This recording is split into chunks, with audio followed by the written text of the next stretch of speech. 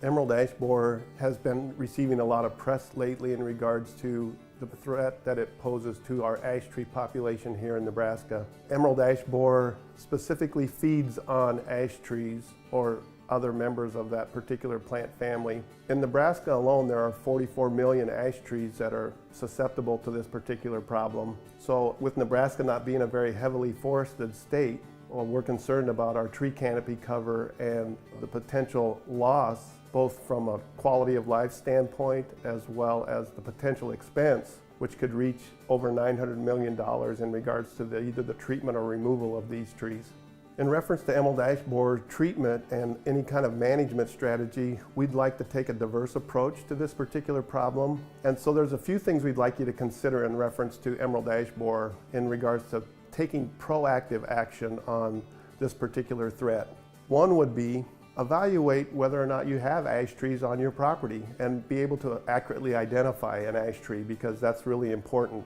The next might be, well, what does that tree contribute to your landscape? If you live in an area that's not heavily shaded, or it's a new neighborhood or new development, and you currently have an ash tree on the southwest side of your home, that tree is going to be very valuable to you in regards to shade and protection. That would probably be a candidate that you would want to consider for treatment because it's a primary shade tree on your property.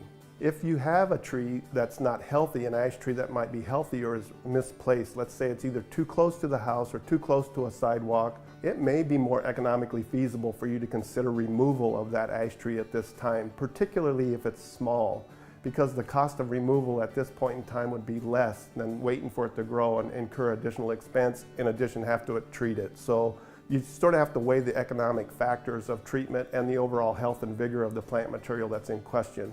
We also want you to consider starting to replant. There are some proactive things that you could do at a lower cost expense and start to select other trees that would take the place of that ash tree at this time. I think the biggest misconception with EAB is that automatically start treating, and we're people that want to try to fix things. Once you commit to treating the tree, you're going to have a commitment for a long time, and that could run into an expense that may not ultimately save the ash tree in the end anyway. There's a lot of scientific advances going on right now in regards to emerald ash borer, but diversification and balance within the landscape in reference to the plant materials that we select is a key component into the success of this particular pest. You might want to consider things like hackberry or various oaks like swamp white oak or red oak or chinkapin oak. You might want to try something more unique or unusual that would still be considered to be a native tree, but maybe is underplanted, like say hop hornbeam. So there's options and alternatives, and you could buy a small tree at a fairly reasonable price, get it planted, get it started, and in 3 to 5 years you might have a tree that would be able to take the place of the ash tree that's currently on your property. We've gone to various seminars to make sure we have the most updated information in reference to emerald ash borer. A lot of these seminars are put on by the Nebraska Forest Service or the Nebraska Statewide Arboretum. Everybody's right now trying to do everything they can to proactively take action on this particular pest. The pest was actually found in the United States in the late 1990s, early 2000s. It was located in Detroit, Michigan, and they think it was brought over to the United States from Asia in some wood shavings or packing material, and that's how it arrived in the United States. It has a very specific host. The host is ash tree, either white ash, green ash, blue ash. All the species of ash are prone to this particular problem. And with this information and training, we have other mechanisms in place other than just simply treating. So please evaluate the health and vigor of your tree and don't get so caught up in having treatment be the only option. Let's talk a little bit about how to identify what an ash tree looks like. One of the key reasons why ash trees get selected to plant is because they have this perfect rounded globe-shaped form in regards to the selection of the tree in the nursery. So it's sort of the ideal looking tree. And they're tough and they're durable plants for the Great Plains. So it was a tree that was selected frequently for harsh areas or conditions.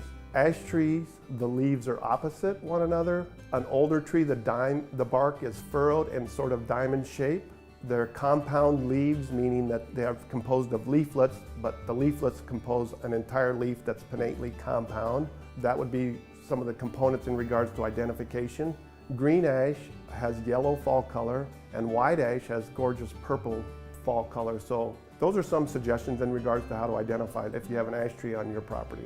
At Kinghorn Gardens, we have a motto in regards to the emerald ash borer problem, and that is don't panic, plant.